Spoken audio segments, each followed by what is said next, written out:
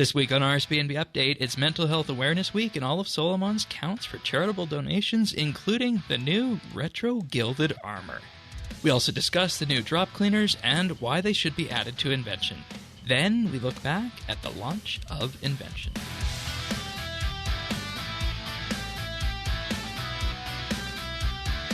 This is RSBANDB Update, episode 935, recorded Thursday, May 18th, 2023.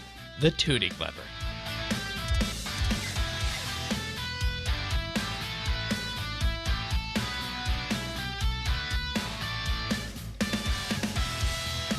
Hello, everybody, and thank you for joining us for another episode of RSBANDB Update. We're heading into another Double XP live period, 10 days of Double XP in RuneScape. So consider that your reminder if you're under the rock or you're just coming back to the podcast for a little bit. Double XP starts tomorrow, the 19th, at noon Jagex time, I believe. But, of course, Tanis, you're here as you are each and every week.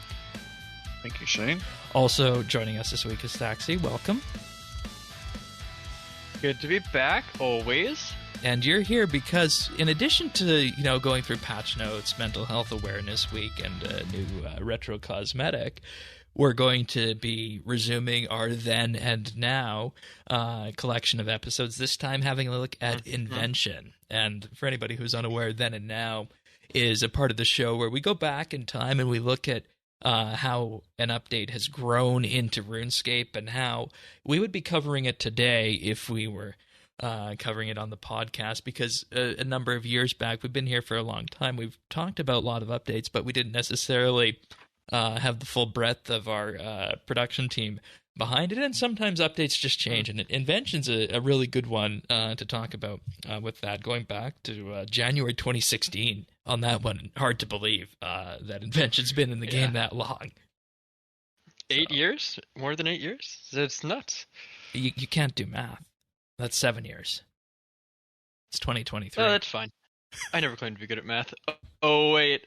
Anywho, yeah, we spent a lot of time brainstorming what we're going to talk about on the show and what things to look at, and we knew we wanted to do some kind of then and nows on stuff, and, with Necromancy coming up, it seems like a good time to come back to some of the other skills that they have released that are obviously, different skills in a number of ways, but just to go back and say, hey, how has this changed over time in terms of a skill that, we have no idea anything about what Necromancy is going to be about, but if it's going to be a support skill or anything, this is our, most recent entry into the support, vaguely combat kind of bracket. So, good chance to go back and look at it. Yeah, and we wanted to do that before anything Necromancy was revealed, so we'd kind of have the fresh slate of what support looks like in RuneScape right now. We're not saying that's the way Necromancy is going to go, but it's one way that's been postulated before. Tanis, you have anything briefly to say on Then and Now Invention before we get into the big Mental Health Awareness Week? Yeah, I think what we're saying is we're just setting the bar as low as it possibly could be for a RuneScape skill launch, and then anything that's better than Invention would be gravy. You're walking old into trauma. that Why one. you gotta bring it up? Yeah, old memories die hard in a community this old, So yeah, I remember the Falador Massacre. That was a few years before Invention got released, but that's also Yeah. true. That was a few. 10 years. The massacre of the Falador Knights Armory, maybe. All right, but of course, if you're joining us for the first time, follow along in the full show notes at update.show. You can also join our Discord at rsbnb.com/discord, and we have a friends chat as well, BitsBytes in-game. I'm found at Shane12088. Tanis is at Tanis79, and Thaxi will hopefully, at some point, be back as Under Thaxi as well. But more on that later. More on that adventure later. But starting off with Mental Health Awareness Week, it feels like every year this week just comes closer and closer, and it feels like we just had this week. But it's always good to see these, because when we look at the charitable initiatives that Jagex has been a part of for their charities, this is something that has continued to evolve year over year. And of course, this is talking about their main partner with this Mental Health Awareness Week, Rise Above the Disorder, a nonprofit that covers the cost of mental health care for people all throughout the world, covering the therapy for more than 39,000 people, and their entire goal is to make mental health care free and accessible to everybody. And I think we all learned that for those of us who were unaware of it. At least we learned that through the pandemic and in the subsequent years, through that, just how important that can be with everybody around us, our friends, our communities, and whatnot. Just to take that time and reach out and make sure everybody's doing okay. You guys have any thoughts on the charity or Mental Health Awareness Week before we dive into the bundles and how you can support Rise Above the Disorder this year? Oh, I just think it's good for Jagex to support these kinds of causes, and they have for as long as I can remember now, in different ways, different organizations, and so I'm just glad to see it come back, every year. Yeah, absolutely.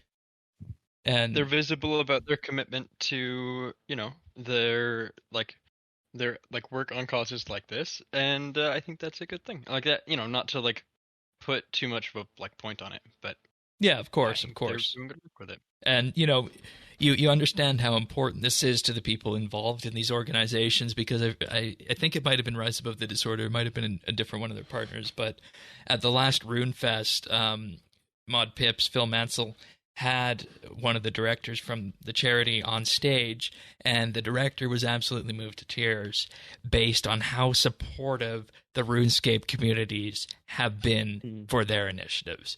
And this is something that gets underscored each and every year through direct RuneCoin purchases and donations, through the bundles that are available, which we have a number of them available this year. So first up is the Power Bundle, 250 Rune coins gives the Rock of Resilience, which provides a 4% XP boost for 60 minutes and a 2% XP boost for other players nearby. It has 15 charges on it.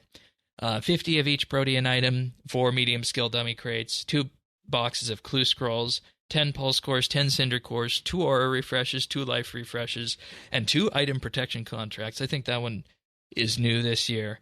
And, I think going into double XP, this is a perfect time to buy this bundle, because these are things that you can absolutely use and benefit from greatly in double XP if you're wanting to support the charity, or if you just need these items. Perfect time to do that, I think, for 250 Rune coins.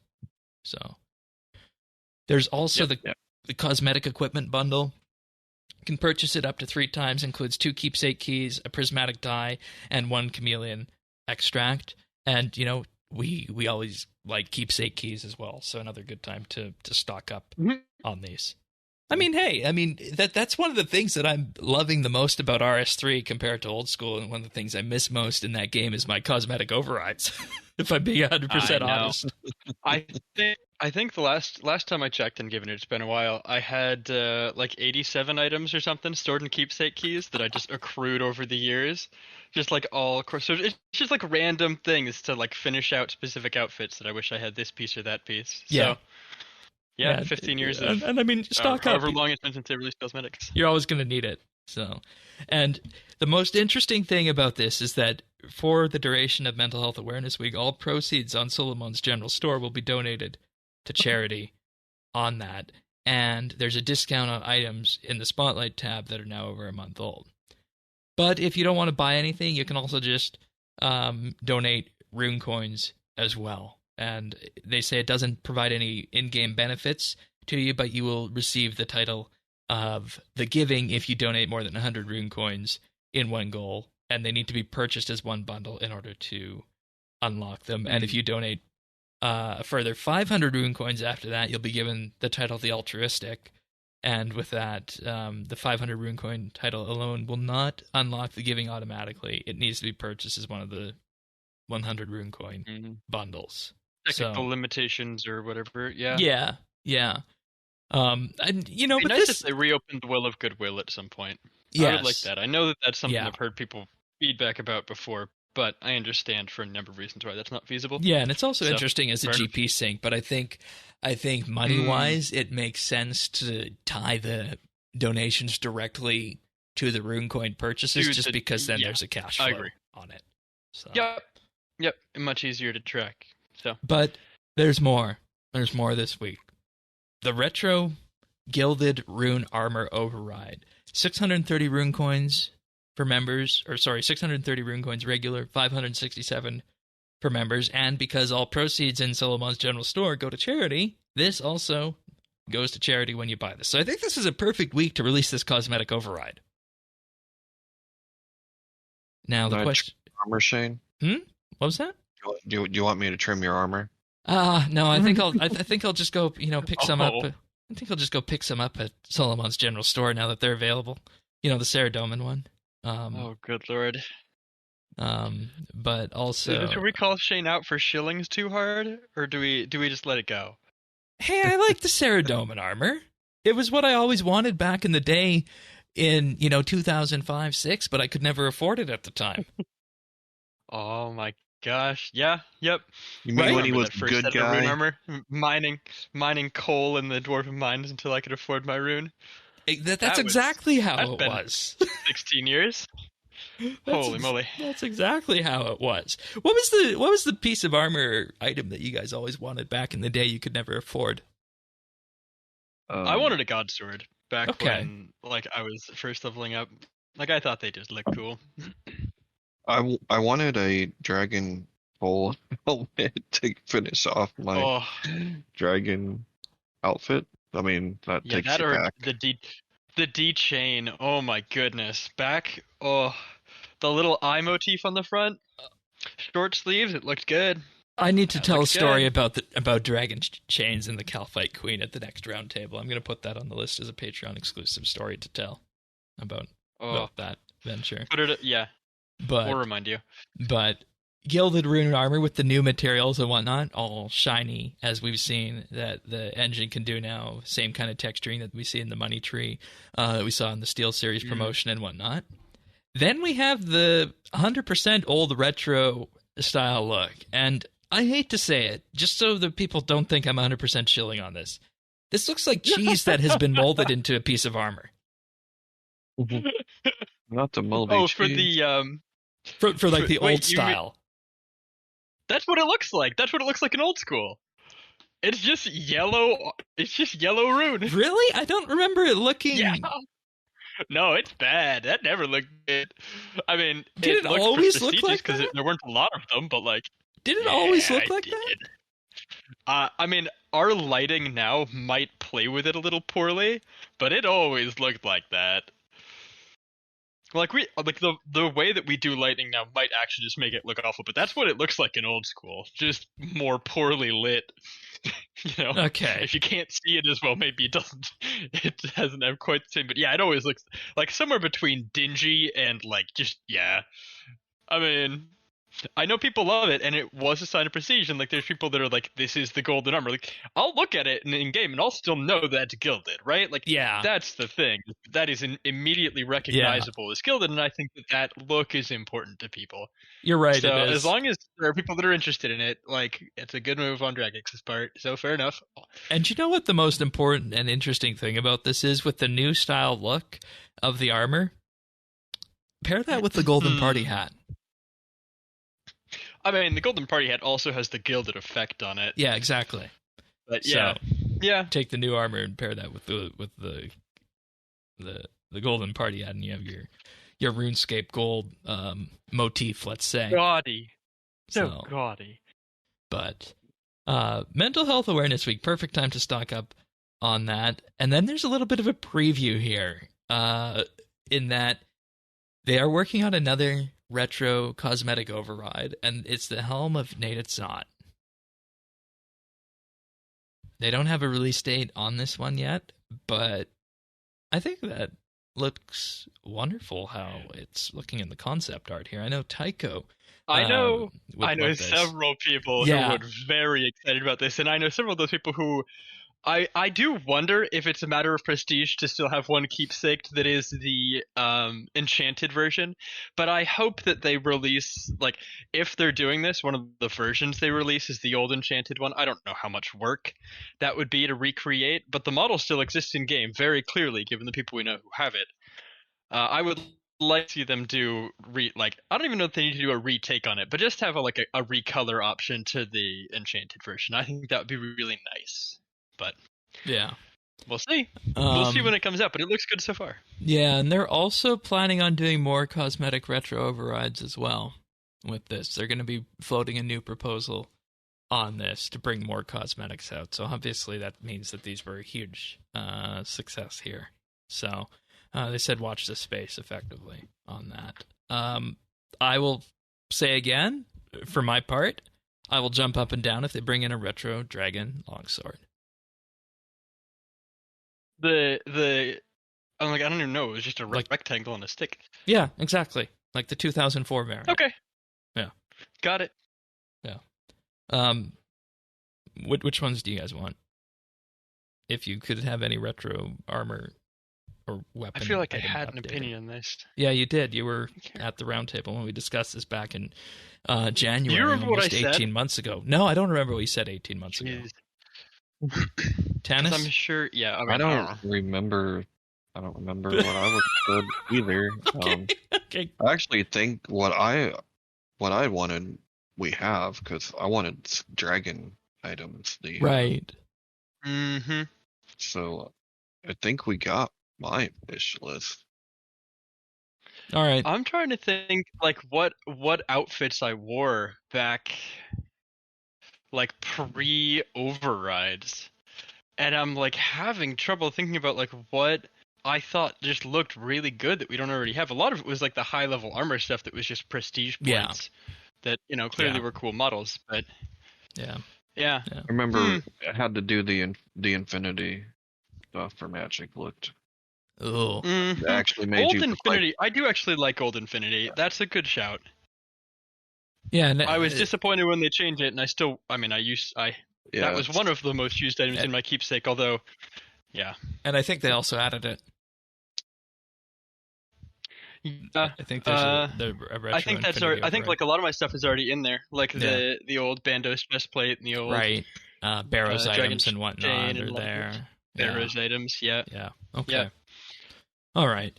Well, moving on from that, then there's an account survey going on regarding Jagex accounts. I'm assuming this survey is going to still be up, and yes, this one is still up, unlike the previous short survey. So if you have converted yourself over to a Jagex account or you have opinions on that, go fill that out. And it's a survey that discusses effectively the onboarding of Jagex accounts and what can be done to improve that, plus new features that you'd like to see along the way. But with that, I think it's time to move on to the Treasure Hunter promotion of the week. And this feels weird, doesn't it, Tannis? Because we don't normally talk about Treasure Hunter promos here just because we accept them as part of modern RuneScape. Well, they don't. I mean, they really don't make news, as in. No, they don't make news. Making headlines, right? Yeah. I mean, they can make news if you want to frame them in that way, right? Yeah, we accept them as they are, and we just move right along. Yeah. They are such a contentious piece of content, but sure. So this week we have Foresight to Train with Slayer wildcards and drop cleaners for fletching and crafting. So the idea behind the Slayer wildcard is that what happens with that is that you get these Slayer wildcards and then you go out and you kill something, say an Abyssal Demon. And even if you don't have an Abyssal Demon Slayer task, it will give you XP as if you were on that Slayer task. So that's one thing that can come out of this promotion. But there is also the drop cleaners for fletching and crafting that are powered by a new item called Artisanal Gears. And what happens with these is that whenever you're training a skill like fletching or crafting, you will have the option of having anything you create automatically converted to invention materials and disassembled or high alchemized for it. And I think the interesting part about this is that there's a discussion about, can there be a commitment at some point to have these added to the invention system? Because I think there's precedent for that in the past, like the skilling outfits, like the spring cleaner, like the magic notepaper, right? And that hasn't been made clear at the beginning of this promotion, which I guess makes sense because they want to, juice the money out of this promotion. But I think after this promotion has shut down, we need an answer from somewhere in the company about whether or not these things are eventually going to be able to be made with Invention. Because, there was a huge controversy on the site that shall not be named this week about this, in particular adding new powerful treasure hunter items on Mental Health Awareness Week. And that's fine. People can have that discussion if they want, but we need to underscore that in the past, Jagex has talked about their duty of care and that they are cognizant of the fact that there are people out there who have had gambling problems, and if that comes into being a question with Treasure Hunter, there are ways to limit your account in that way, and there are people you can reach out to with it being Mental Health Awareness Week. But with that, I think I come to you on this, Tanis, because you had a really interesting point about this, about where this would lie for you and how it would help you. Yeah, so I mean, I would be very in favor of having a way in game to produce the item, mainly because for me it's quality of life, but it's quality of life because of accessibility. I am always worried about missing things, missing drops, missing stuff on the floor, and so I have all of the things that you can possibly get that will help clean things up and make it so that you don't miss something important. I keep with me, and so don't know how I feel about that being behind a paywall. Well, to be fair, this a just path forward. Anything that goes into your inventory, it destroys into invention mats or coins. So it wouldn't be cleaning up off the ground; it would just be cleaning your inventory. Okay, so but the only items that you can't do that with automatically already are the fletching and crafting. Yeah, I believe so. Yeah. Yeah, I mean, it's not that big of a difference. No, it's not. Manipulation in your inventory, and that's why I think it's so important to have that discussion on this, because it went that way with Spring Cleaner, it went that way with Note Paper, and eventually it went that way with all the Elite Skilling outfits. I think it would make sense to do that. And, I feel like, bashing Jagex for rolling this out this week on Mental Health Awareness Week is the cheap shot to take, when in reality, you just highlighted something that's entirely different, the accessibility angle and the past history of other items being brought into the game after a while through Invention, and that's a discussion that needs to happen, I think, on that. Dax, you have anything on this? I mean, not particularly. I think that it's a decent option in terms of just cleaning up, making things a little more AFK. They don't seem terribly powerful to me, which I think is a good place for things that are only on Treasure Hunter to be in for now. But also a good quality of life if they ever were to be introduced into the game. And maybe you do the same thing you did with Note Paper, right? You used as an example, where it's just you can make it for yourself, but it's untradeable, and this is just a tradable version that happens to come into the game through this route. I think that's a pretty healthy way for Treasure Hunter to be integrated into the game. I think that would be fine. So I mean, I think they're all good. All right. Decent new item. Yeah, and I mean, not worth the controversy. No, and I mean, it's not like we're selling tier 92 or tier 95 weapons on Treasure Hunter now, or with Don't direct give them good purchase. ideas. Come on now. Dude, you know how much easier it'd be for me to give them $40 than to get Okay, we're not talking about billions this. of money. Stop. I should have opened my mouth. I'll just say, Can of worms. give me 2 of them. Moving on. Shit. Here's my credit card. Okay, stop. Stop. So patch notes. On to patch notes. I mean, go play EVE Online if you want that. Just saying. Okay, patch How many notes. bonds I have to get to...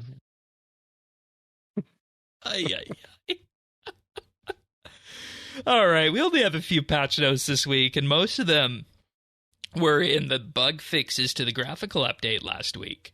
And we're not going to run through all of them. They're minor issues around the edges in most parts, like fixing an issue that caused Trindine to not spawn during Azanadra's quest, something from Song of the Depths, the Curator, Mosla Harmless palm tree being put in the right place. But one that does need to be mentioned that did impact gameplay is that the Mudskipper Point hidey hole has been re-added. And, we knew that was going to be an issue last week when we talked about it, and it's good that it was able to be re-added in the next patch after that, because, that you don't want to get a clue scroll and be hung up on that point. So I'm glad that one has been fixed, but most of the other things are things that are fairly typical fare when a graphical update comes out, and nothing too much to write home about, just the usual force walk tiles and so on and so forth. But since double XP is coming up, I think that's the second or third time I've said that, in the next day or so, running for 10 days, Nick the Trader has been moved to Fort 4 and 3.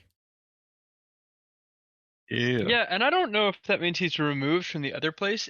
It definitely feels like it's an odd...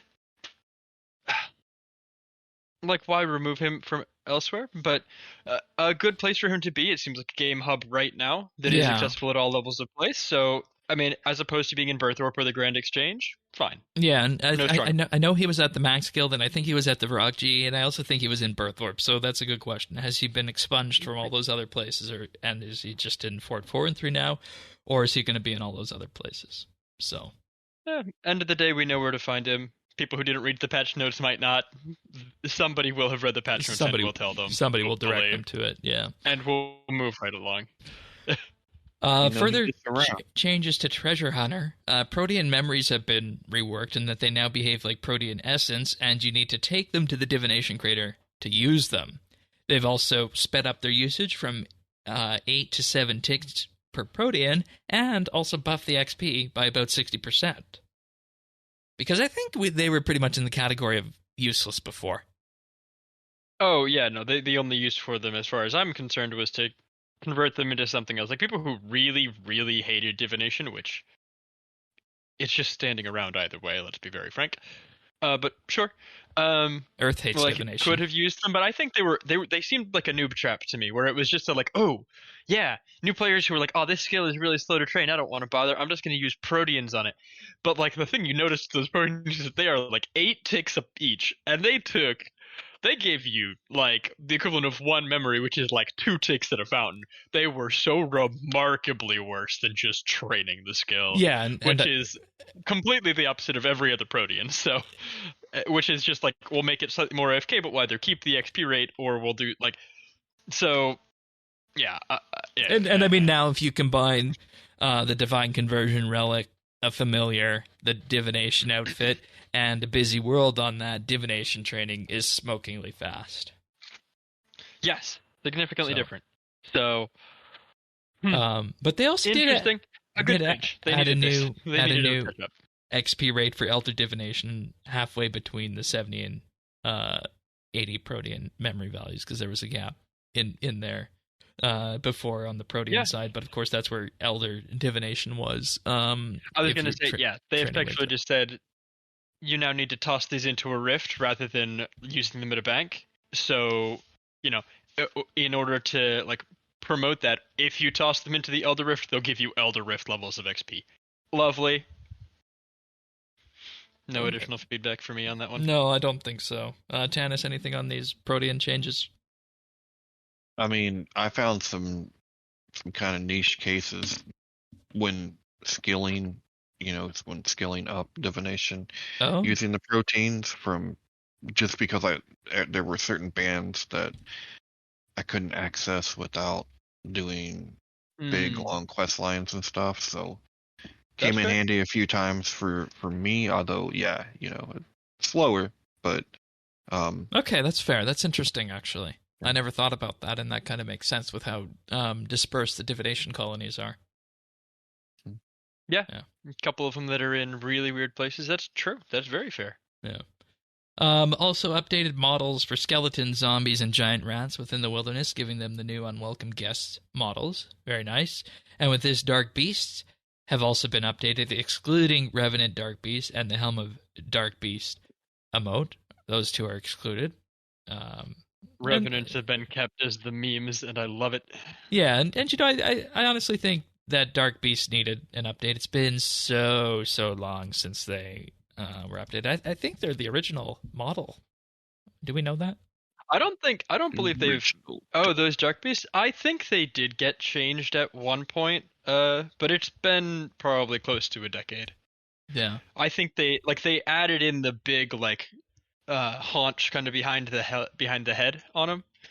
I think they did do some head and facial shape changes. But yeah, and good change. They absolutely do look terrifying now. By the way, I just pulled up an image of that. I got it on the screen for anybody watching on the YouTube version of the show. But moving on from that, they have also changed the Duke and Duchess title to be unlocked as part of the new Foundation's mini quest, rather than on Solomon's general store. So if you've already completed this quest, these titles will be automatically unlocked for you. And yes, that also does include the Ducks title. That's good. You know, they needed to do that, being that you know, you're now the Duke in control of that fort, and you might want to run around with that title on. And previously it was only available on Solomon, so that's a solid choice to make there, I believe. Yeah, I think that is fun change in the way that they did that. So cool. Then the few remaining Dark Warriors that stayed at their fortress have died. F for respects in the patch note.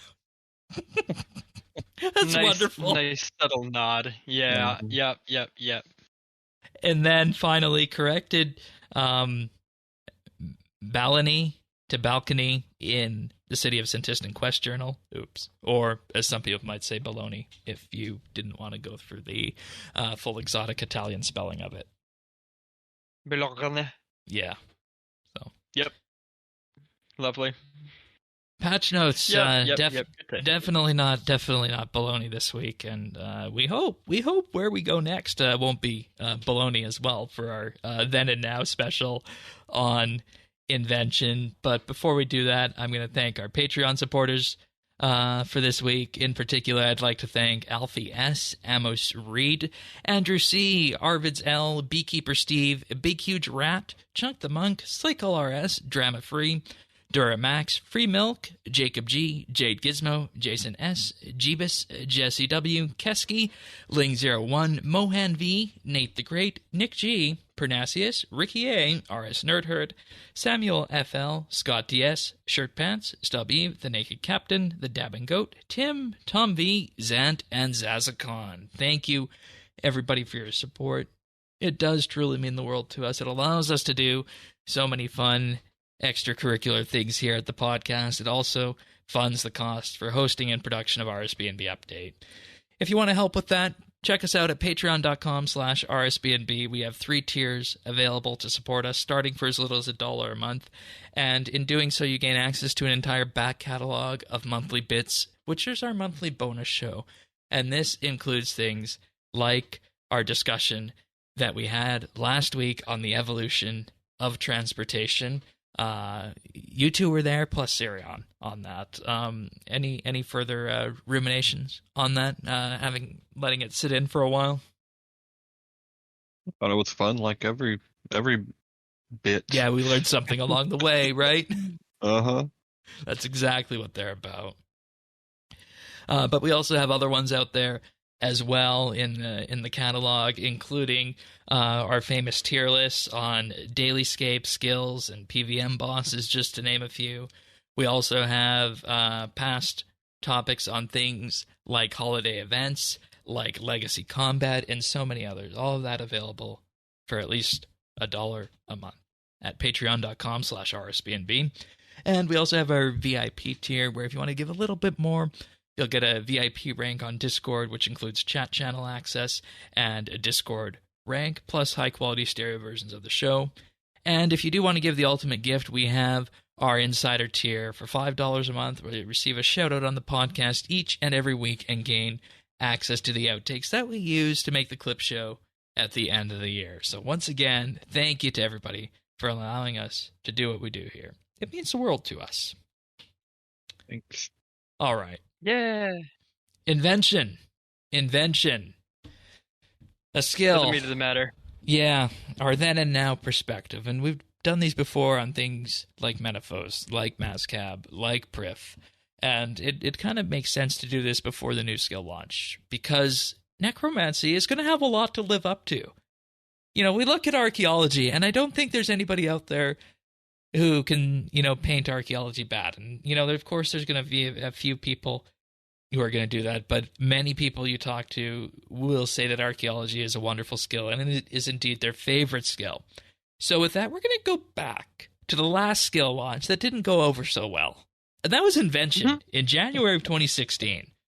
And just to paint a picture of where we were at, Invention was supposed to be paired with Divination and launch within 6 months of Divination launching. For the record, Divination launched in August of 2013. But it was about 2.5 years later that Invention finally arrived. It lost out in a poll to Prif, and I think we're all very thankful that Prif was added to the game first, because, that completely changed the game.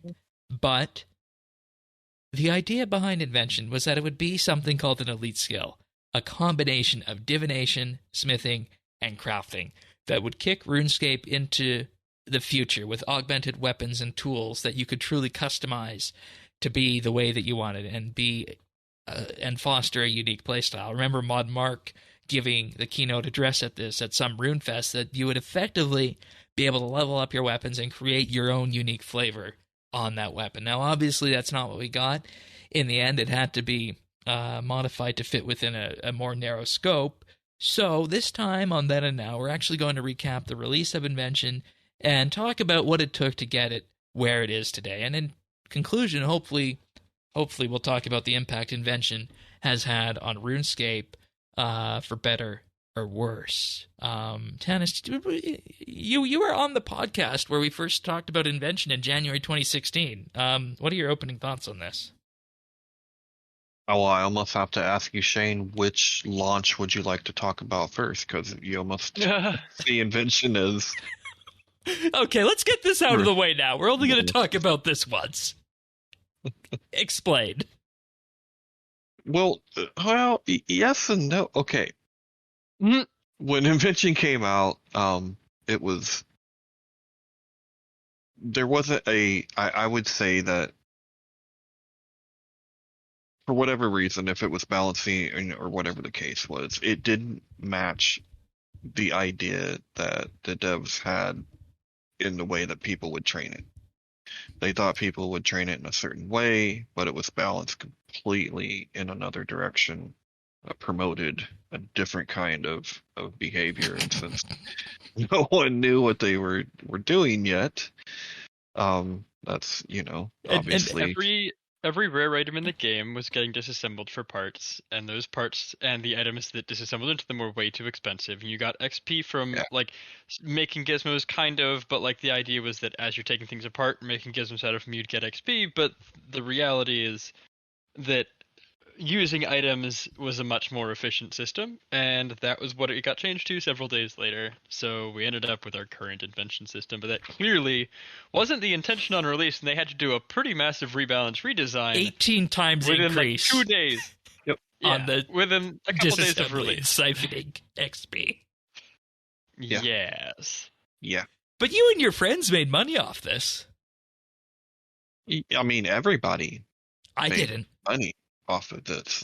You couldn't. Everybody who didn't spend a ton of money trying to level the skill quickly. True.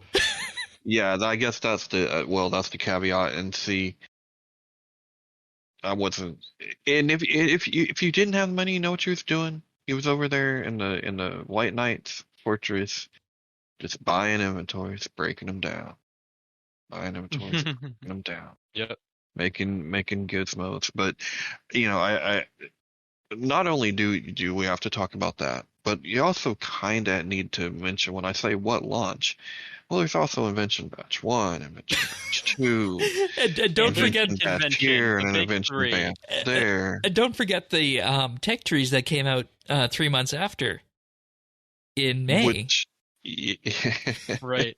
So when they released a skill, they Yeah. said, hey, we're going to add a bunch more to this. It has space to expand in future, and they've expanded it by adding all kinds of devices as reward spaces. They've used it as like all kinds of things, and to effectively fill out the levels in a skill tree that when it started was just like, hey, you can level up, and every level you're going to get better at making gizmos, and so that's kind of your reward for now.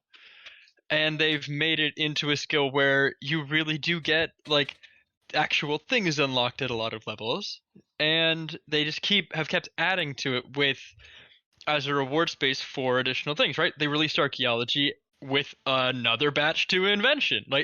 It's been played into as this like the elite skill idea of it. The change in the XP scaling on it too was a big like point of contention where 13 million XP is Yeah, no longer 99, and 120 isn't 104. It's less, and so the skill has a very different feel to it, and obviously you can't unlock it until you've hit level 80 in 3 other skills, and so it plays very differently than a lot of the other skills in your cape, and I think part of that is a good thing. I think if you had access to it at level 1, like farming is complicated, but you can like figure out how farming works without like it makes intuitive sense from an RPG perspective. The RPG like the like logic on Invention, no, it is purely gameplay. And so getting people into like figuring out how all the pieces of it work, not something I would want a new player to do. I think that's not a welcoming experience. So as much as like the onboarding for it isn't terrible right now, right? Like the skill tutorial is okay, all that stuff, but I think it personally leaves something to be desired. Yeah, that's true. And I went back into the archives on this, Tanis, to check what our initial thoughts were on this. You said that Jagex did a good job of trying to fix it, and you, at the time, weren't really looking forward to the skill on launch. Yeah. And I was proven up right. My skepticism worked well. And the other thing was like, I knew I had the max for it again, right? So I'm like, here we go. Like we're maxing again. But regardless, I mean, something that Daxi brought up, that it wasn't the buff. It was oh gosh, what did you just say? The XP curve? The XP curve. Yeah. Whereas you guys are looking at the distinction of Invention kind of being an elite skill, I think the reason it has been added to and fleshed out is because it's a true support skill in RS terms. So that's given it, that room to do that. More so than agility, more so than like the other support skills. Invention really is like that. That's its job. It's a support skill. Like that is. It's true. It's true. Yeah, and the XP curve to me was just, it's atrocious. I hope it never happens again. Yeah, we didn't like the XP curve on launch either. That's the other thing I was gonna mention. Well, and the XP curve is balanced around the now 18 times XP rate, right? Several days later, which again, we're not going to worry about. That is just how this skill's trained. But like, effectively, you disassemble 3 items every time you disassemble. Like a lot of those intermediate levels just don't exist. Like there is not a world where anybody should be at a lot of those levels, because you disassemble every item you disassemble is 5 levels, 7 levels, 10 levels of like. You just get so much XP from disassembling a level. Yeah, and I will say without doing combat, it is still kind of rough to get to level 27 to unlock the skill gizmos, and that's a parity that doesn't exist on that, and that's from the skill peer perspective there. A lot of people I know disassembled items to level 27. They said, I'm going to need a bag full of components, so I'm just going to, like, the XP rate is going to be awful for the first, 10 hours I spend on this skill, because I'm just going to disassemble items for levels, because I need components. Yeah, I did put in hurts. When you're in a fresh start competition and you're trying to get XP, but it's worth it in the end. You just got to price it. Because the items might not have existed, or you might not have had the proteins. Yeah, they didn't exist. You had to make them yourself. Yeah, you didn't have the option to use augmentable items. You had to use invention devices to level, things like the Fish-O-Matic or whatever.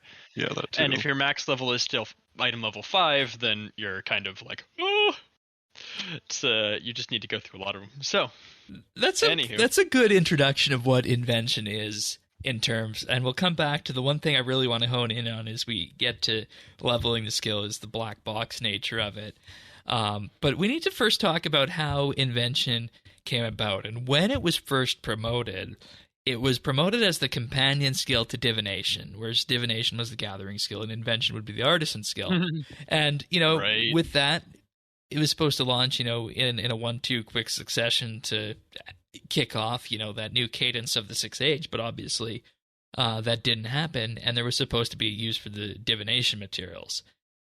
It also was supposed to bring forward technology for Gielinor, in particular for the Godless to use in the Sixth Age. We kind of know where they went. They didn't really play much into the Sixth Age storyline, unfortunately.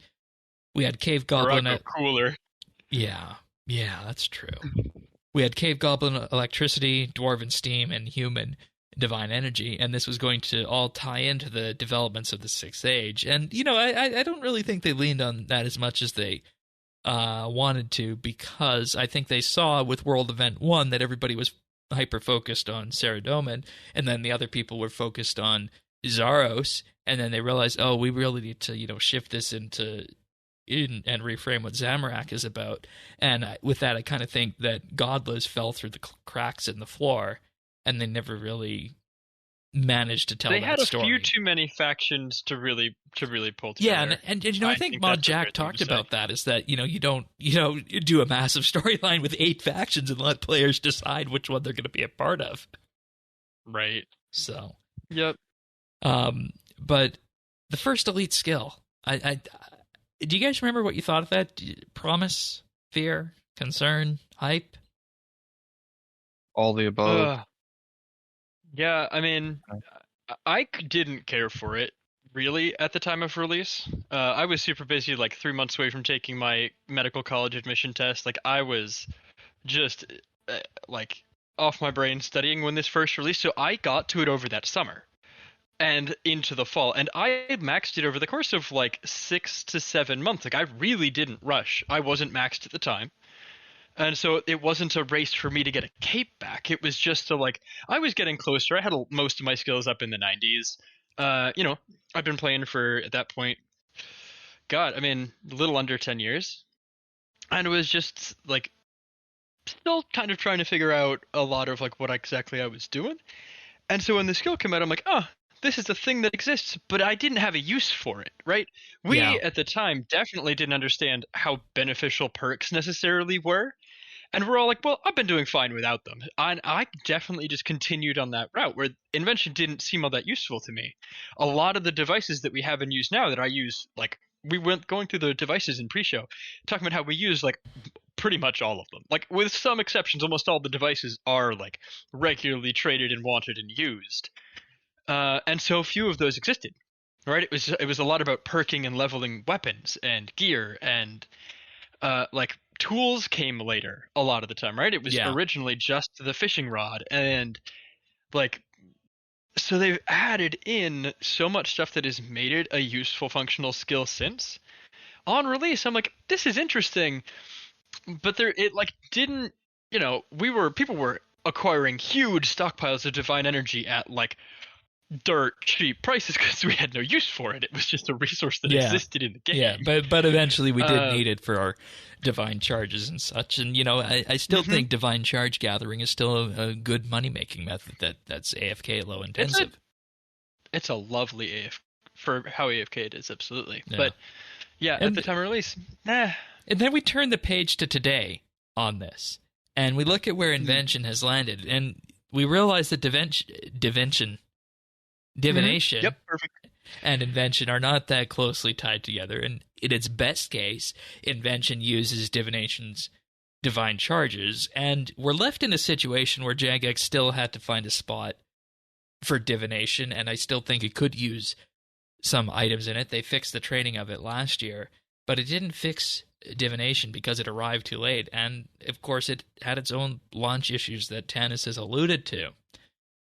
Tech trees also didn't materialize to where we are today. They were added a couple months later, and with that came skilling perks as well. But the tech trees, I feel, personally, never materialized to their full potential. And they miss... Well, I mean, yeah, they released them, and they're awful. Yeah, and they're just like it's one of the huge missed opportunities of Invention. Because a tech tree doesn't matter if you can unlock everything in it and specialize in the entire thing. The point of tech trees is that you have to pick and choose which way you go, and the more you put into one path, it makes the other ones harder to go down. And remember, on release, you got access to both tech trees, but you got access to one of them at level 40 and the other one at level 60. And every device in the tree that you picked was like, they just bumped everything in the other tree up 20 levels. Everything. In terms of being able to unlock it. And that, again, that has been done away with. And part of this is like they had something unlock every 10 levels. Again, as we were like I was mentioning earlier, you jump 10 levels every time you disassemble something in the skill. If you're wearing a top and legs augmented, and you disassemble them at the same time, you're jumping more than 10 levels at those kind of levels. So it didn't really become it didn't really do the tech tree thing then, is what we're getting at. It didn't do the tech tree thing. It was obnoxious to like people didn't like it because it was not like, I think the implementation is the biggest thing to take away from this, right? Like the goal with a lot of these is to do the big like takeaways for what to change. Is that the difference when you compare it to something like archaeology is that when archaeology was released, it was planned out to a T. They had everything incoming and outgoing at specific rates. They'd done a generally good job of making everything balanced and well thought through. And with Invention, they didn't. It was very clear that they just like, this is a cool idea, let's do it. And then they chucked it at us. And the feedback we had was, no, we don't like it. Because it wasn't enjoyable. It didn't flow. It didn't have that like... And when you think of it, Invention is the second to last biggest update of this era where Jagex was stumbling. The last one was Menaphos. To some degree, although again, I mean, the reputation system in Menaphos, yes, that's true. Yeah. Engagement towers was not a good metric to be judging when they released that type of content. But again, I think this is very hindsight 2020 kind of a response. Yeah. But I think it's a lot of like, how much foresight can you put into designing this content, because you have to design it to do like, you have to understand like where we're going to be coming from and where the player angle is going to be. And my hope is for Necromancy that they'll have learned, and that archaeology was better for a reason, and that's going to continue to go forward. But like Invention didn't release well, and that's the comparison to now, right? And that's why we wanted to have this discussion. At the end Invention as it was now, if we're a new player getting into it, if they released Invention today in its current form, what would we have to say about it? And I think some of the problems are still there. I think the elite skill, I think Dennis might agree with this too, the elite skill, like scaling on it isn't great, and the unlock requirements aren't great, and how unclear gizmos are isn't great, but it trains much more smoothly. It offers a lot more rewards. It's got a lot of like neat and niche things to it. It is a true support skill, and that's great. We love that. But yeah, and at the end of the day, you also take away that, like we were saying, you had the tech tree launch in May. You then had batch 2 in September 2017. Then you had another batch with archaeology, with ancient Invention, and so on and so forth. And you wind up with this situation where it took that long for it to become fully fleshed out. And it really shows that there was an issue with the concept. Whereas if 2023 Jagex took on this skill, I think you're right, it would have been an entirely different outcome in the end. But, we still have problems with the tutorial and whatnot, and that's where we go next. Tanis, I wanted to ask you on this in particular, because I know you're the skiller at heart when it comes down to pretty much any skill in-game. You were there when we talked about training Invention in January 2016. How do you feel today based on just the general conception of the skill? If they launched it how it is now, would it have felt better, you think? Oh, without question. I mean, with without question, it's a fully fleshed out skill, and more than anything, at least it has an identity. I'm not saying it has the best core loop of any skill. That distinction goes to archaeology, but at least there's an identity to the one that it has now, which is to gain XP while doing combat and siphoning, breaking down, equipment, or skilling using crystal or using invention devices. And that wasn't clear initially. It has a lot more integration now than it ever, than it started with, which in many ways, like it didn't even have the skilling side of things on release. Right. I remember feeling basically, oh, I have to go train combat now. Whoop-de-doo. This isn't fun. For the man who doesn't like Slayer. Exactly. Well, for those of us who had to get 120 Slayer in the interim, like, I will tell you, I hit 120 Invention. I believe I hit 120 Invention while I was grinding for 120 Slayer. I don't think I had it. That's hilarious. Until I was pushing for trim. Or for comp. Yeah. I think I was pushing for comp when I got 120. But now we have beautiful things like Shattered Worlds and Elite Dungeon 3. But what's what was so hard about that wasn't necessarily that, like, I think I might have maxed earlier in 2015, but not that long before, maybe 6 months. I was not about, like, you could take my cape. I was not about losing that max guild. That was the spot. Yeah. That nice teleport, the good. Yeah, and the max guild was empty. I remember that because the max guild was empty. I wasn't even in there, but I remember looking at it and, like, nobody was in the max guild. And, like, I was still logging on. I was busy, but I was still logging on to the game. And, like, I would log in and I, like, poke my head over in Kidder and killing elves or whatever it was, and the max guild was empty. Every time I was going through the gardens to use the portals to get anywhere, like, nobody was in that tower. Nobody. For so long. Like, archaeology, people were out of the tower for a few weeks, but, like, everybody trickled back in over the next, like, few months. Yeah. And archaeology was a slow skilled level to 99. It was not a fast grind, but we all enjoyed it enough that, like, I'm willing to spend this. And we had nothing better to do. Yeah, because it's 13 mil XP versus 30 or whatever the hell it was. Yeah, 40. I think it is 30 or 35, something 40. around that side. 40. Is it really 40? Is it halfway to 120? Yeah. Wild. Yeah. It's ridiculous. And this underscores also the big problem with Invention is that it's a black box, in that, that was true when it came out, and that's true today. And, we had a tutorial that taught the basics of discovery, augmentation, and creating new augmenters with an inspiration mechanic that is now gone. And my god, I forgot about inspiration. Right? Oh, that was another, like, we're not going to gate things at levels. We're going to have everything unlockable, but you have to have the inspiration in order to unlock them. So you might get this technically at level 107, but you have to prioritize if you want it now or if you want this other thing, and you get this at level 111.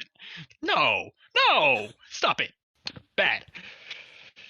Every time they added anything in batch 2, they had to add more inspirations. You just got a burst of random. Right. Cool. And that's this big black box discussion, is that it's like, how do you do this? Like, where do you go? And it had, I think, and this is what it comes down to, it had a rough tutorial back then, and I still think that's a bit of a problem. As we highlighted in the conception of it, it started out rough in terms of content and fullness, but it's reached now a good spot on that. But I don't think the tutorial or onboarding for Invention has improved since then. Has it? Not much, because I did it recently. Yeah, they've got a tutorial. The tutorial doesn't go through all the details. The tutorial tells you vaguely how to do the skill. Tutorial. Yeah, there you go. That's how you. It tells you how to do the skill, and it, like, walks through things kind of, but it doesn't cover. It really doesn't cover the,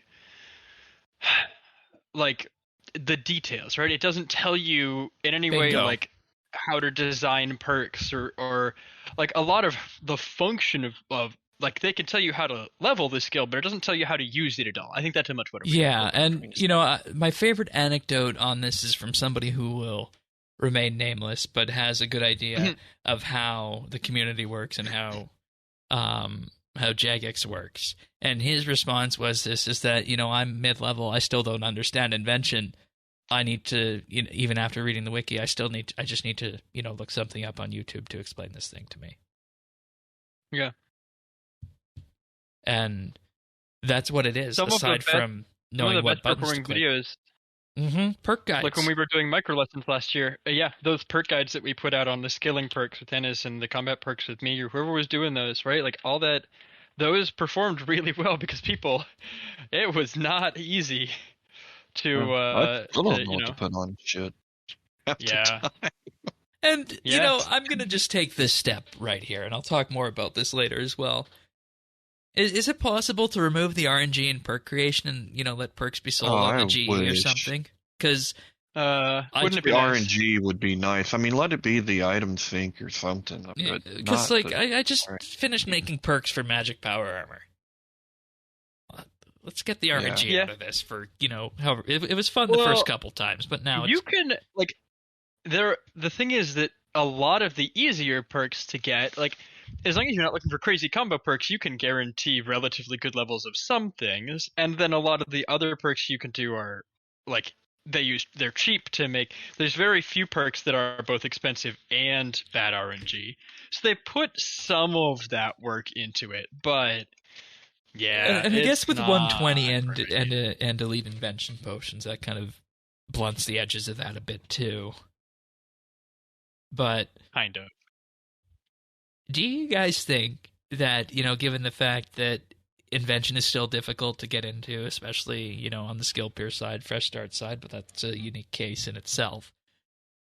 Do you guys think that there needs to be more in game about how to perk? Because does it make sense that the best way to figure these sorts of things out is to consult YouTube, specifically something like our micro lessons on this? Or is that something the game should be explaining? So here's my opinion on this, and people are welcome to take it or leave it. I think if it was available for new players, I would hate its guts. But the thing is, it's not.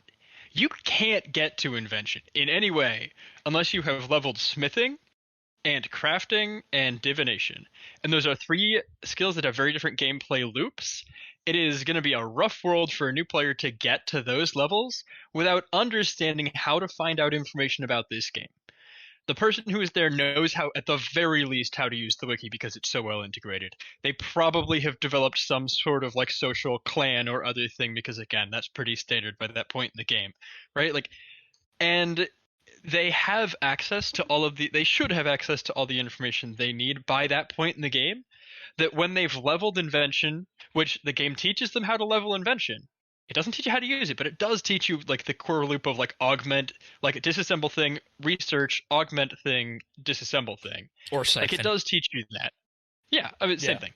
And it teaches that by the time you've done all this stuff to unlock Invention, and then you've done that long enough, my personal opinion is that you should have found the resources you need to use it well. Or at least have somebody say, hey, this is how this works. And should you need to do that? No, I think that's poor design. But the fact is, if it wasn't an elite skill, if it didn't have those elite skill requirements, it would be an awful skill. But because it does, I'll give it a pass. All right. That's at least where I stand on that. Thanos? All right. Yeah, so I'm not a fan of the whole elite skill whatsoever, but I mean that's what we got.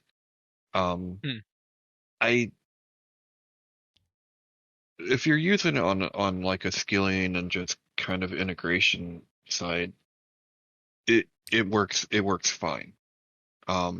They're self-explanatory enough, and you don't have to overuse the wiki to kind of figure that stuff out.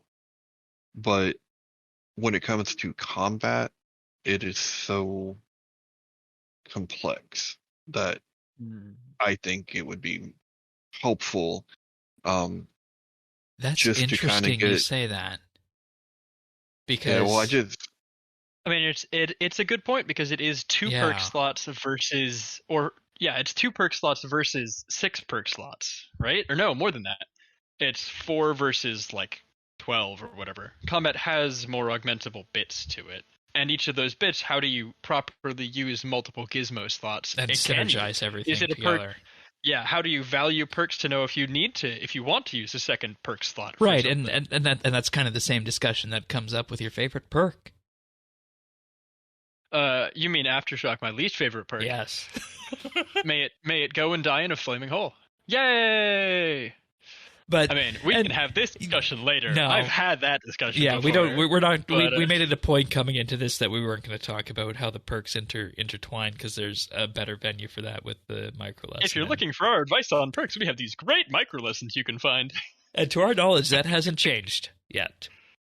I still recommend the same things we put there. Nothing. Yeah. We haven't had any big invention updates or big perk updates that have. Maybe we should, but we haven't. To make any of that stuff inaccurate. So the information that I gave forward when we were doing the math and putting those micro lessons together, I believe still stands. So I have another question then on this. Let's keep the crafting, smithing, and divination requirements for it then, since we've pretty much underscored that the complex nature of it requires that knowledge. But let's use the traditional XP curve and balance it the way archaeology was balanced to 120. Does that make us feel any better about it then? Because for me, I still don't like that XP curve. I feel like they proved with archaeology they can use the traditional curve and balance XP in such a way that there's parts that don't feel grindy. Namely, post 1. I mean, archaeology is a low. Like the XP rate on it becomes exponentially larger. The XP rate on almost every skill in the game is, low, like is an almost like direct straight line that increases over time. Archaeology is a line that ramps up really hard the longer you go, which makes it feel really slow in that like level 60 to 90 band, but really like much faster. Given if it still takes longer, but it feels faster than other skills when you get into that 90 to 120 band. Though we do need to have a conversation. That is a very good idea about that 60 to 90 archaeology band at some point, because they have since added Centistan and Orthan there, which we didn't have on launch. They've added a lot of. The thing is, they've filled that slow time by giving us just tons of stuff to do. Every level still unlocks all this extra stuff to do, and that's what to me makes it worth it. That was a very, very fleshed out skill on release. And once again, people were complaining about 3-level gaps where they didn't get new things to do. I spent the entirety of that skill. I didn't have time to watch shows. I was researching and making a plan. I spent the first week and a half, almost 2 weeks of that skill, literally just lining out how much XP I was going to get from where. You could spreadsheet the math out of that skill, and I loved it. That's what I'm hoping for with necromancy. And I think what we're illustrating here is just that Invention point to my own point was kind of at a different time. Yeah, okay, fair. Invention forces you to spreadsheet it out to use it, and doesn't give you any real incentive or benefit to use it otherwise. Versus archaeology, you could just show up and you would get the benefits and you'd unlock the things. You could look up a guide if you needed to skip the mysteries. If you didn't want to do the story, every part of archaeology was in some way optional if you were doing the research for it. That's very much not the case for Invention, where you have to. Right? That's the thing, is you could make it a fully AFK grind, you could skip a lot of it. We've made the argument before that you shouldn't use BXP for archaeology, not because it's because it's a good skill, but also because it messes up. The skill is designed around the amount of time you spend. Oh yeah, I was so messed up in Fresh Start with the XP modifiers. Yeah. Oh yeah.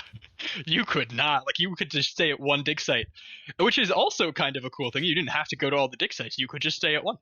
But you messed with the mysteries and a lot of the progression. But then we bring this back to Invention and realize that there's just this such stark difference in terms of training with it that Invention requires that knowledge at the forefront, that you know what buttons to push from the tutorial, but to learn the best way, you got to consult with the community. You got to consult with YouTube. You got to consult with the wiki and your friends. Not a fan of that. And we were talking too about the XP curves for things and the XP growth. Archaeology, exponential XP curve, exponential XP growth. The irony of the elite skill is that it is the opposite. It is a much more linear XP per level growth. at like right once you hit level 40, it doesn't grow as exponentially as the other skills do. But conversely to that, in like the opposite shoe, is that the XP also doesn't increase.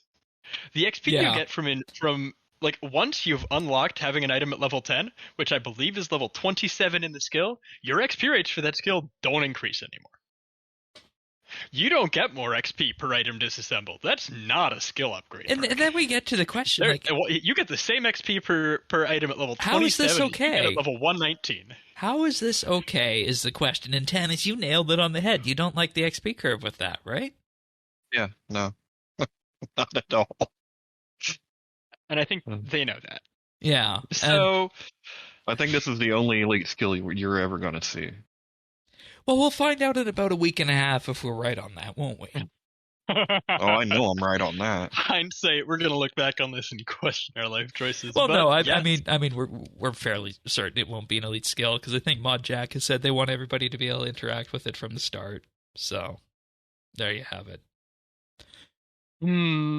Yeah. Well, we'll see. But then we get to augmentation and perks because, you know, Tannis, you talked about how you started off with the idea of, you know, buying out the White Knight stock and then the hand cannons question, disassembling those, making gizmos. That was the way to do the training on the first few days. But then we go to the disassembly and siphoning mode, which then makes us realize that, you know, at some point, Invention's going to be an item sink. And we thought, yeah, that's okay. Because along the way, that's how we're going to level up. We'll disassemble our items, we'll disassemble our gizmos and whatnot. And this leads into that black box perspective about augmentation and perks. And we didn't necessarily know what we were going to be working with at launch. But I think you said, Taxi, was about a 12% damage buff on launch of Invention, right? That was my memory is saying that on launch before batch 2, before any of the changes, like if you like had a brain for math and you spreadsheeted out every beneficial perk you could put onto armor and were in the best possible gear at the time, having fully perked out gear gave you like a 10 to 12% damage bonus. And then Invention batch 2 came out and that jumped up to I think about 17%. And then with Ancient Invention we're into the 20s. And somebody is welcome to come back and say, well, it's actually 32. But you know, it's gone up, and it's gone up significantly since release. But the idea is power creep was introduced to RuneScape, and you know we use that term. Sometimes it's used in a bad word, but I think we can use it in a positive, in the sense that it just brought the damage floor up for so many people who just start dabbling in Invention. And I don't think we realized what we were walking into at the time with that, of how much that was going to start impacting things. And I think that's going to be the hindsight 2020 moment for this, is that we thought that these would just be ways of, maybe enhancing our skills, which we really didn't get until later, or doing a little bit of extra damage here. But it created a whole ecosystem around PVM, and I don't think you have mid-tier to high-tier PVM today without Invention. No. I mean, it is such a hallmark of high-tier PVM that you have your perks at least close to correct, right? If somebody wants to use a looting and, on a gizmo or something, as opposed to, like, not aftershock, like, charged or whatever it is, like, yeah, all right, sure. But pretty much everybody, like, you see people running around, we're all in generally pretty close to the same thing. Somebody has solved it. Other people have checked the math, and we have agreed that yes, we know what you should be running. Probably. There's very little situational nonsense about it. Yeah, Tannis, what was your thoughts about where we were? I didn't listen to the full 2.5 hour episode on when we talked about perks and whatnot back in the day. But what was your initial thought on perking and augmenting back then, and where are you today? Where I'm at today is, I think, once again, I think there's a lot of really solid perks. I'm use a lot more on the skilling side, because I find the combat side is complex. And I mean, you couldn't. No, you couldn't remove. Mhm. Invention and PVM are they're tied at the hip at this point because they're. I mean, I like to think that at least design choices are made with invention in mind now, right? Like so, you couldn't have one without the other. Whereas, um, it's not quite so dependent when it comes to the skilling side. It's more of a support than a meta of all meta. If you don't do Mhm. this, you're definitely not cool. Okay, that's fair. And I think what this then makes us talk about is that, of course, we have, the quality of life side, like you mentioned, on the skilling side, and the damage increase side on PVM.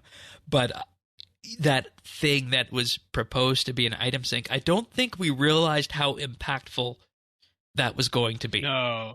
Um, Well, yeah, we were talking about this the other day too. The idea that like it didn't just impact supply, it also impacted, or it didn't just impact demand, it also impacted like supply for a lot of things. Like there was a twofold in terms of you're going to remove items to get components to make perks. But like there's not just a demand for these high level items to disassemble for perks like hand cannons, right? Hand cannons were 50k or something on when this came out. They were 30k. They were useless. They exploded when you didn't have high enough fire making. I mean, they still do, but not when they're augmented. But like there were these so many of these things that like the Barrows items were worth like 5k each. Like they were at whatever their alch value was, they were pretty much there. And overnight, everything that's augmentable, because you get XP from disassembling augmented leveled items, all of those items you could augment suddenly jumped in price. So it wasn't just like a sink for battle staves and a sink for, like magic longbows and these things that we had too much of in the economy. It was also a sink for the expensive and rare items to some degree, right? We were saying that God Wars 2 wouldn't, like, those weapons wouldn't be worth anything right now if it weren't for the perks yeah. associated. You don't get those items drops and think, oh, I just got the drop for this. So, like, to an Iron Man, yes, probably. But to the average player who gets a Silver Wand drop, I just got part of somebody's, planted feet switch or their Codex of Lost Knowledge or whatever it's going to be. That is part of that aspect of the skill now, is that you're pulling items at every level of the game out of the economy for them. The demand for them is increasing so much. And that's what also makes clues profitable. Yes. Oh my God. Fortunate component. Well, that was also a change in like the items available, right? Like that was, needing to make alchemical onyx and hydrix, right? Like that's. But again, clues and PVM. That's a like invention is the tuning lever for stuff coming into and out of the game. Pretty much everything except for gold. Well, and look, Um, we've got a tuning lever. We'll talk about with that later. What? You make that sound so ominous.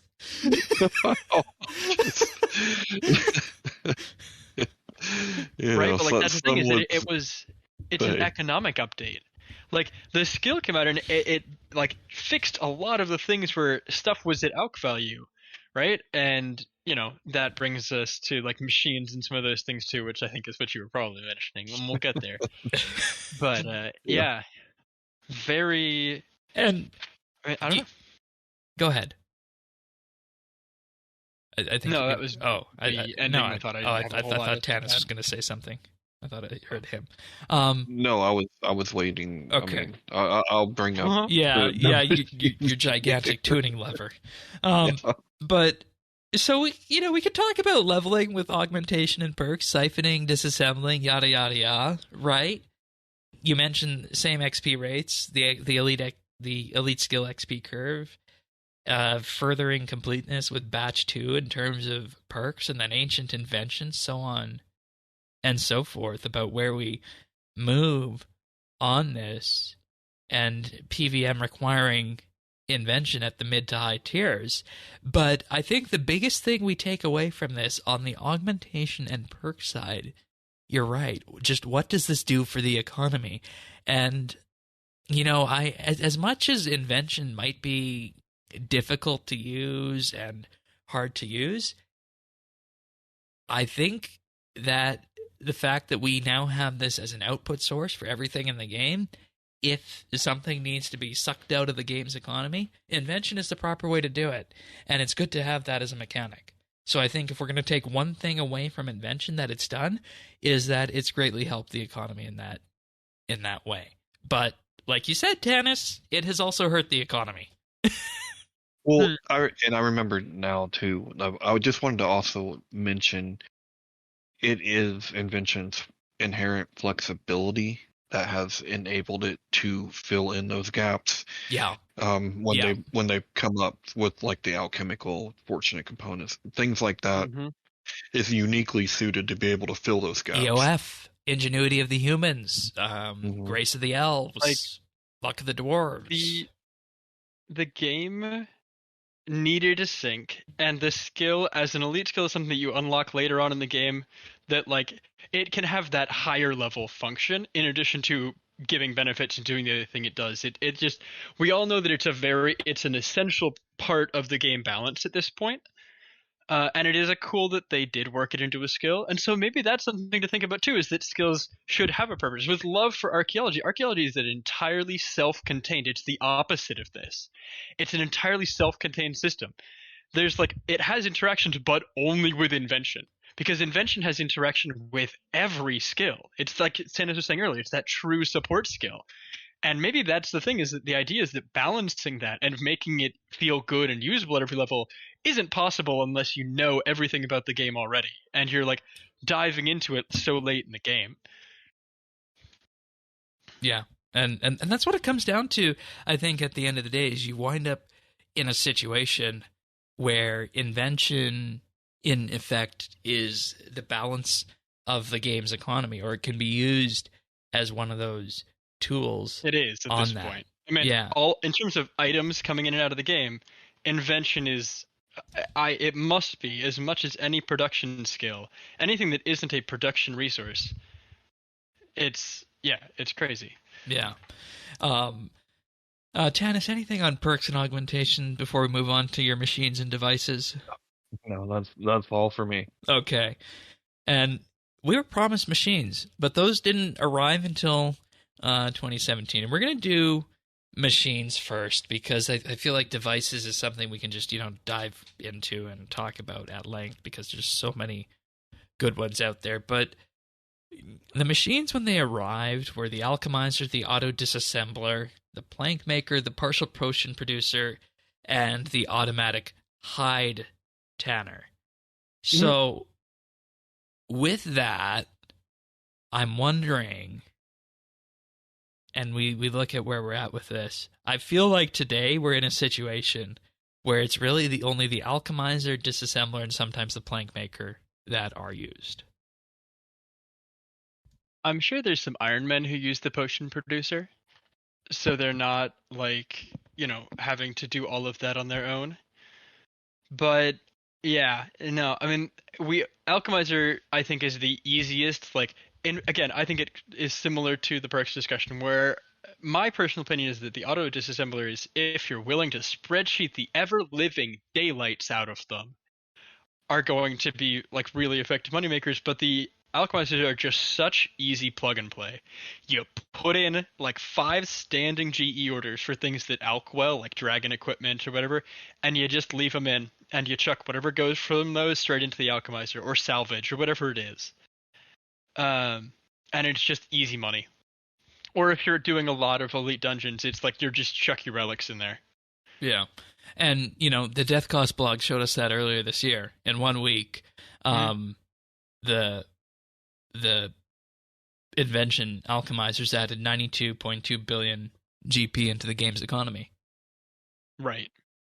And that's the story on that, and that's where we get to Tanis's tuning lever. I don't know where you wanted to go with that, but you made it sound so ominous. Well, just because, I never guessed alchemizers having the impact that they had until we did get those numbers. Yeah, and you didn't think it was a problem to begin with. No. And I do have to say, if it wasn't machines, it would still be coming in the old-fashioned way. Bots. Through bots, right? So, yeah. If anything, this was this is what happens when you industrialize. Only luckily, we're the captains of industry in this scenario. Well, the thing about it too, you have to realize is that it used to be a good way to train Magic. It was a nice AFK Magic training option, and it's not anymore. Just very, very simply, it's alchemy isn't, since Evolution of Combat, is awful Magic XP. No real two ways about that. And so you have to keep in mind that it's just not useful. Yeah, and this machine is the whole reason we got the Grand Exchange tariff. Right. People don't spend their time alching because it's not good enough money per time to be valuable to players, and it's not good enough XP per time, and even the combination of the two isn't enough. And so, here we are. Ta-da! Yeah, and I mean, auto disassemblers, I can get behind those. I don't think battle staves, maple logs. Yeah, I mean that's taking stuff out, right? Anything that helps draw more out, great, wonderful. Well, and the other thing that we're talking about kind of in the section 2 is devices, right? And I think the auto disassemblers play nicely into the devices in that they do. I had a spreadsheet at one point, and I have not been doing this for a number of years, so I'm going to give away my trade secrets, that I used disassemblers for years to make probably several bill worth of gold. I paid for my membership several years in a row solely off of disassemblers, because you could math out, you could disassemble this many battle staves and this many magic longbows and this many of these things to get the exact number of every type of component you need, and every component you disassemble out of that could go into something. And so I was selling augmenters, I was selling siphons, I was selling a bunch of mechanical chins, because those were the connector parts from something really easy, and I had a bunch of living parts from logs, which was my tuning lever, because I could use whatever number of logs I wanted and get simple parts to make empty charges. It's I had this whole thing worked out where the wiki does the math for, well, if you disassemble this thing you get simple parts. Simple parts are worth this much because of the price of charges, so it's not worth it to disassemble logs. But you also get these other things, and the other things could be used you could play with that system and those calculators in a really, really complicated spreadsheet to make an absolute boatload of money with disassemblers. And I think some of that is still in the game, but because they're valuable because of all of the devices that are made with the components you get. And the devices are because of that so clearly used, right? It's not just having. That's so interesting. I didn't plan on us. Because the devices actually sell. I didn't plan on us linking machines and devices that closely. I just put them in the same section because they were kind of updated at the same time. I'm willing to bet most of the devices that get used in the game are made by people who did what I did, and sell them in huge bulk in these very complicated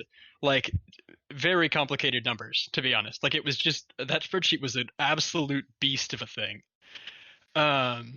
And tuning it, because every time I had to input 7 different item prices, because every time something changed, I had different items that I would use depending on how the GE prices were going, because they had every item had a different chance to give different combinations of components. And so I changed this structure up. It was not, you have to spend a significant, it's several hours of math every week or two to keep this going, but it was such ridiculously good money. So at the end of the day, I think machines are lovely. Machines are an excellent, thing to do, and the devices are clearly used. And we were saying earlier, there are so many of those devices that are really useful. It's not just every one of them is used for something or other. Yeah, so. and we'll go through some of those now, and we started with things like the Divine-O-Matic that was added, gizmo bags, mechanized siphons, spirit tree rerouters, portable fairy rings, herb protectors, liquid patch bombs, equipment separators, lock melters, party simulators, the combat dummy Mark II, still used in high-tier PVM in some places, potion reservoirs, teleport compactors. Mm-hmm. And, I really haven't leaned too much into these devices. I know you have, Thaxley. Tanis, do you use any of these on the daily or no? Well, I did in Fresh Start, right? Like some of those Right. I had to use, but not daily, on the main. It depends on what I'm doing, right? Like fairy rings, I've used them. I think they're good for clues, although that's not what I use them for. I used them Um, for farming. yeah, I mean they're just a Big good patches. teleport. Um, The interesting thing that I see with this is that, and I go back to when Garden of Carid came out at the tail end of last year. They updated the patch bomb with that to apply the juju farming effect on this, but it's just not economical to use some of these devices. So I'm wondering, is that just a cost that you eat in the case of the Spirit Tree Rerouter and the portable fairy ring, or is it just the liquid patch bomb and whatnot that's not economical? I think most of them are like it's a question of money per time, right? And so like a lot of the things like the wood cutting or mining accumulators, they're kind of like large urns, right? And I think they actually interfere with urns. So it's a choice of like you can hold effectively more of these urn like things in your inventory and get more XP out of it, but you have to pay the extra money to do so, right? Uh, Same thing with things like literally for training invention, the idea of XP accumulators and like the XP like storage things, whatever they're called. Like those have that same idea where you can pay a ton of extra money and say, hey, I'm going to sacrifice either part of my profit or part of the things that I'm making in order to like recreate the like to get just the slight edge of extra XP to really bump my efficiency because I don't necessarily care about the price or I dislike training the skill, whatever it is. Um, like trying to think some of these other items that are just like niche use, right? Like the Dungeoneering Lock Melter or Party Simulator, I think fall into that. There's some very interesting devices like the Old Coil and Kinetic Cyclone, which like I think of almost as unlocks. Like you unlock them and they're there. But things like the Electrified Trap, I think, is not worth using. There's some stuff like the Monkey Mind Controlled helmet, it's just like a construction upgrade, but it's a one-time thing, Yeah, right? yeah.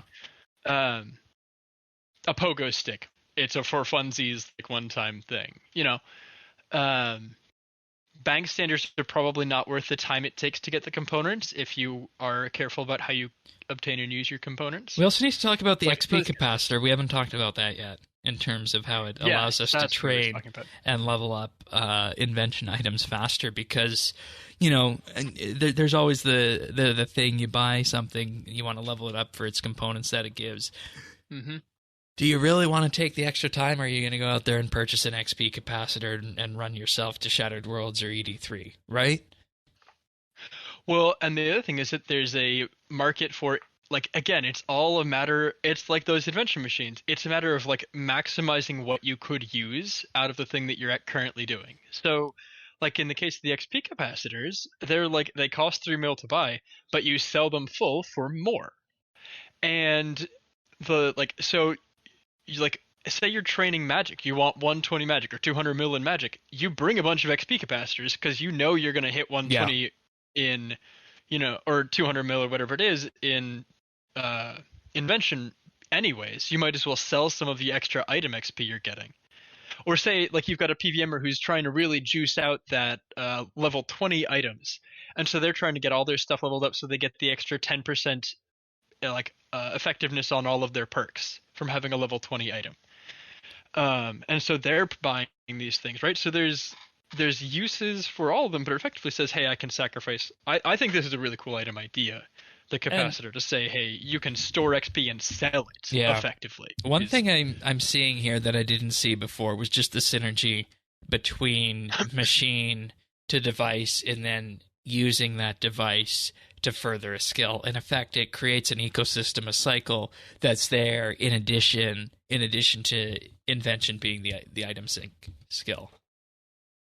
Yeah, and I mean, yeah, and this assembler is. If anything, my perception of invention is becoming better as we go through this show. Well, yeah, I mean it's a good skill now. Yeah, it's designed and its interactions in the way that it's integrated itself into the game. It would be hard to imagine a lot of game aspects without it. like it's hard to imagine them being balanced if it wasn't present. Yeah, that's You true. know. That's a good way of putting it. And I don't know. I feel like which one do you obviously, the augmentation and perks is really important for how we interact with PVM, but also based on this discussion here, I feel like machines and devices is often seen as secondary, but I feel that's almost as important as the other stuff in the skill. Oh, it was. I That's mean, why, it like, depends on what you're doing.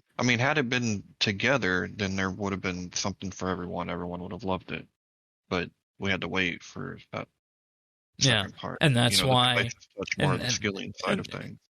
And that's why we get to the point with this skill where we start to say, well, hindsight is always 20/20, and the hope is that Jagex has learned something along the way, because just like archaeology, I feel like here, painting this picture of Invention between 2016 and now, there's so many learning experiences along the way, not only for Jagex, but also for us, just in terms of how we feel about the skill. But tech trees?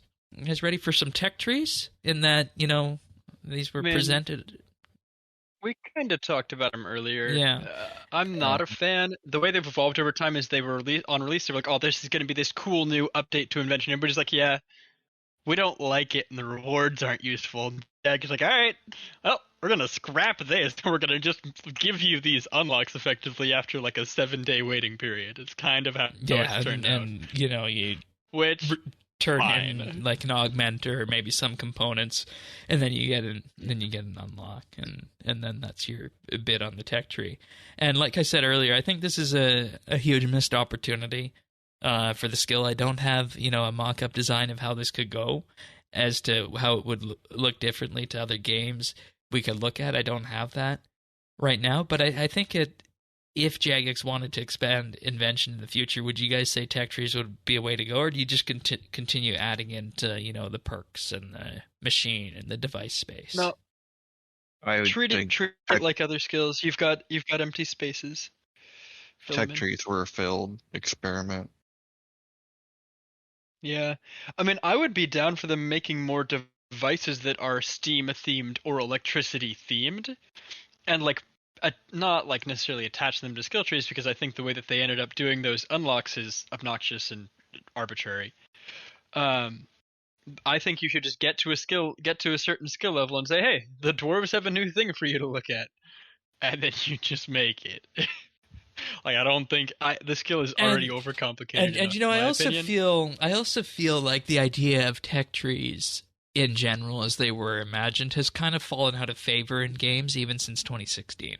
In that, everything is just much more linear. You can unlock things, or you might have to choose to unlock things, but there's really no obstacle to prevent you from getting these sorts of things, I think. RuneScape is not like other MMOs. In other MMOs, you Yes. choose a profession. You choose to be an armor. choose a you class. choose to be a mage. You choose to be these things. In RuneScape, we get it all. And people were displeased when they realized they had to wait to get it all. Sally's at level 40, and she has this cool dwarven tool. Why don't I? I have to wait 20 more levels. I went my first tech tree. That didn't play well. My first tech tree item was the one with the sprinkler in it for my farming patches. Why am I not surprised? I don't even remember what mine was at this point. I think, I don't know. I think I went with the melee cannon to be obnoxious and different. And I think this is the one area where we can say that we don't feel as though we need it in-game, and maybe this is the wrong panel for this, but I'm 100% in your camp that, anything further on the gnome or dwarf track, or I keep saying gnome. Gnome tech tree does not exist. It was planned, it never came into game. Dwarf or goblin. That's the other one. Yes. But when it comes down to it, I think, like you said, you just roll those into the skill at this point. And maybe it's a missed opportunity, but RuneScape doesn't lend itself to that kind of gameplay. But I'm not too fussed over this, I don't think. I'm okay with them kind of fizzling out. So, all right. We're going to wrap this then and now up. But I have two big questions here. Mm-hmm. Should there be more elite skills in game? And if not, is that a failure of Invention? If there are, I think they need to be like Invention in terms of like touching every other aspect of the game. Invention is like, as an elite skill, it is so complicated it has to be unlocked through other things, but it touches every other aspect of the game, and you effectively have to have played every other aspect of the game before you get access to it, or to like intentionally go for it. And I think that would be, I think any future elite skills must also meet all of those requirements. Otherwise, I think it just feels bad, man. The XP curve is wrong. The unlock requirements are weird. There's a lot of weird stuff that works because it's a complicated and obnoxious skill. To be, frank. All right, Tannis? Dennis? I don't like elite skills. Don't think that we will ever see it again. I hope we don't see it again. And yeah, I don't think that is. And before necromancy. Yeah, I mean, I just think it's not because of Invention, but something had to be first, and something had to show us that it's not the best. Yeah, okay. Mm-hmm. And then I'll take it one step further. Keep the crafting, divination, and smithing requirements on Invention, but change the XP curves and rebalance everything out. Is that a change they could make at this point, in the name of consistency? Mm-hmm. They would have to change how you trained it. The XP is too linear at this point that to have an XP curve that works exponentially, it would feel awful. You disassemble 3 items and you'd be at level 70. Like 2 items and you'd be at level 70. Very literally. Yeah, you'd basically Like you would need to get then 25, rebalance, like you couldn't. rebalance the entire skill then. Yeah, the XP curve exists because the training method for this And skill like we requires. said, at the same time, you unlock level 10 to disassemble something. Poof, that's the skill you get for disassembling all the way to 120. Yeah. Nah. So it would need a fundamental reorchestrating of the skill then. Okay, we won't do that then. And then we go to something you said, Tannis, and I'm glad you brought this up, in that I think the big takeaway of this entire thing is what you said, is that this is the support skill that RuneScape probably needed, done in the most RuneScape kind of way. Yeah. That does sum it up. And Can't disagree. And with that, I'm going to ask you, what does it do right, and what do you feel it needs for support? Because I know you've played other MMOs, other games on that support angle. So, what is different about Invention is the way that it interacts. It is its interaction with all of the other skills. When you think of support other places, it's more of a class.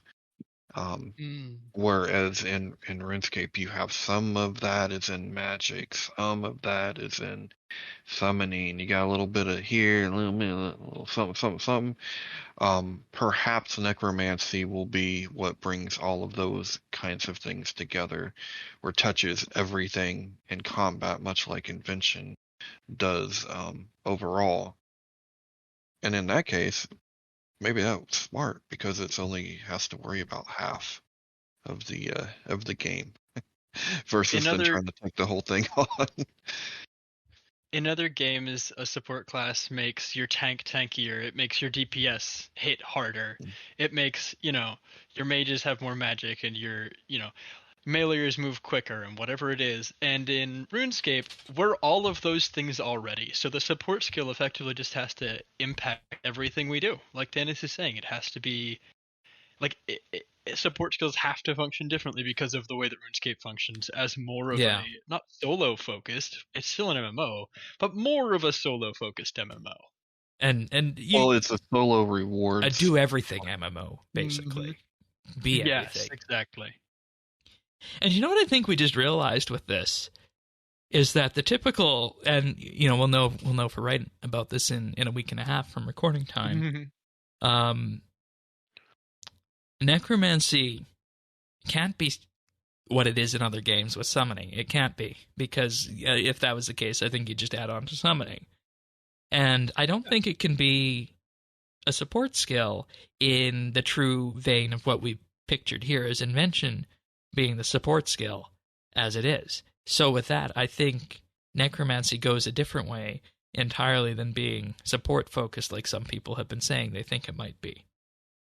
Yeah. If that makes sense. I'm interested to see. Because we have this... To me, that's prayer, is like my idea of that right now, is that yeah. prayer is this, like, it's shorter. You have a bar and you have a resource for it, but it largely impacts all of your combat, all of your skilling and stuff. Just as I'd be interested to see how, right? Like prayer is the original support skill to me, and then Invention takes it to an entirely different level and touches so many other things on a permanent basis instead of a temporary. Yeah. And maybe necromancy falls in the middle. And we'll see. And you know, with that, I've actually come to like Invention more than when we came into this episode. I do have to say so myself. Yeah, we've talked ourselves into it. By golly, they've done a good job I've always to make it good. Invention's a good skill now, but I think we can poke fun a little bit and be realistic about its 14 launches and some rough patches, but it is a good skill now. It's become a good skill, but it's got more updates than any. I mean, actually, I don't know if that's true, but it's got a lot of updates for the amount of time it's been out. Well, yeah. But it's because it touches everything, right? Like it's the Donald Trump of RuneScape. And on that note, hopefully you guys have enjoyed this then and now. I don't think there's anything else that we have left to go into on this, and hopefully we painted an effective picture of where, I was almost going to say where necromancy started, but where Invention started. Yeah, we'll come back in 6 years and do one of those on necromancy, but hopefully we painted a good picture of Invention and where that started and where we got to now, and kind of realized that we got to a good spot, but there was just a lot of the early design stuff that made it kind of rough, and then some of the onboarding that still persists today that could be fixed as well, and you have something that has a really good and solid design behind it. So hopefully you guys have enjoyed this, and if you have any ideas about what our next Then and Now segment could be, let us know in the comments, let us know in the Discord. We're always eager to hear about where we can go next with these. We've of course done them in the past on Prif, Mazcab, as well as Menaphos as well. That was what kicked this off. So, but with that, we're going to move on to our achievements of the week. Only a few of them. Calm before the double XP storm, as we like to say here. First off, 82nd Airborne with 120 crafting on the 17th, and McLubbin with 99 prayer on the 16th. All right, and then we have Penticide with 99 Slayer on the 14th, and we have Papo with 120 Firemaking on the 14th. Right on. Following that, we had Mahin with 99 Fletching on May 12th and 99 Agility on May 11th, as well as Queen RuPaul with 99 Construction also on the 11th. Congratulations, guys. Good job, everybody. Let's keep them going. Oh, they will. They will. We got to figure out who's on the show next week, Tanis, to help us read the big list. Right. Yeah. All right. Pick of the week. Pick of the week. The presidents are back. Oh. Yeah, so the pick of the week this week is Shane said it, the presidents are back. So the AI president, they've been a pick of the week before. But they have really, really came into their own as characters of themselves. But I really enjoy listening to this. And within the first 2 minutes of this video, I was losing it. And it gets better and better. But basically picture the presidents being in a Discord server like where we're all used to. And they're doing a ranking of the best Little Debbie snacks and Oh, this was a fun discussion in pre-show. I had no idea what a Little Debbie was. We were all cracking up, both at Shane for that and at the first couple minutes of this video. So, yeah, there we go. I mean, listen to it. It is an instant classic, and like I said, they're becoming these like characters. Like these characters, the writing is good, and you kind of like them all. No Which matter- is alarming. Yeah, like I like the fictional ones. Yeah, I like. They kept some of the bite on their personalities. Yeah, but they're as AI characters, they're harmless, and that's fun. And I had no idea that these treats were a thing. Like, I had never heard of any of these, if I'm being 100% honest. But what you're saying is you can go to a grocery store and buy these things. These are 100% real. Yeah, Yeah, like, they're real things, Shane. I mean, you do have grocery stores. We up do, there, right? but nothing. I haven't seen anything like this.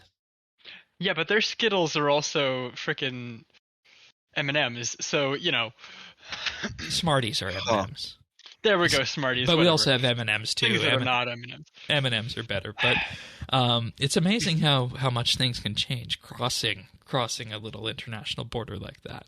But Yeah, I can't believe you guys don't have Little Debbie's. I mean, you want to get some import export, under the table Little Debbie action, Shane. Got your Send them in the hookup. mail. Yeah.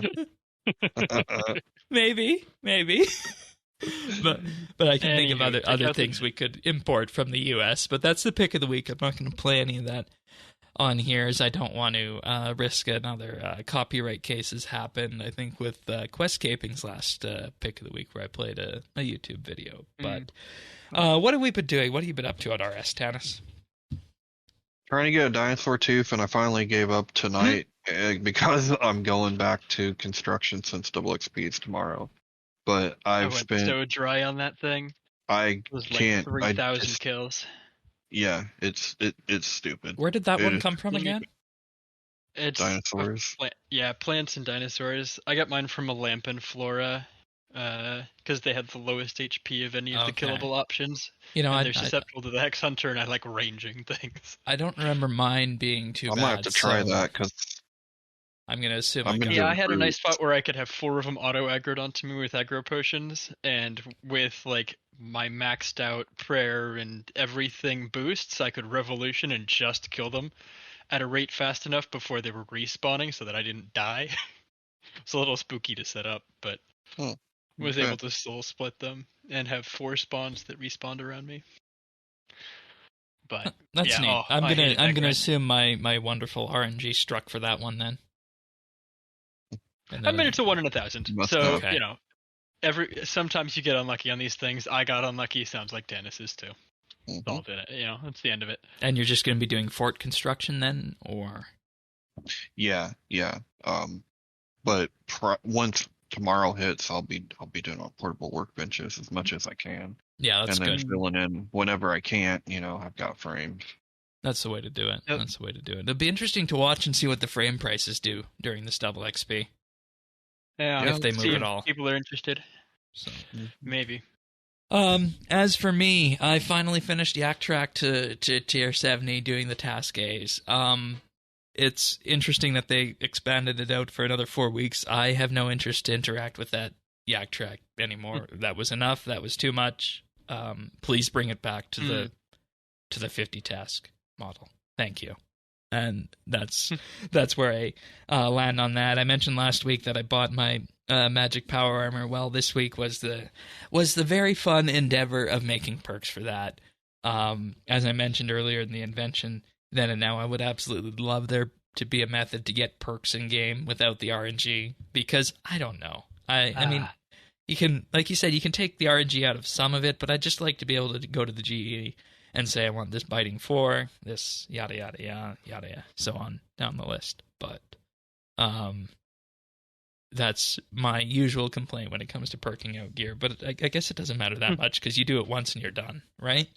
So Yeah, I remember perking out 10. I did 10 sets of gear at once because I did a hybrid armor, power armor, like Slayer armor, and like lower level armor for training Slayer, right. and a set of perks for tank armor for all styles and like 30 weapons. And I did almost all of that at once, where I just mass produced perks.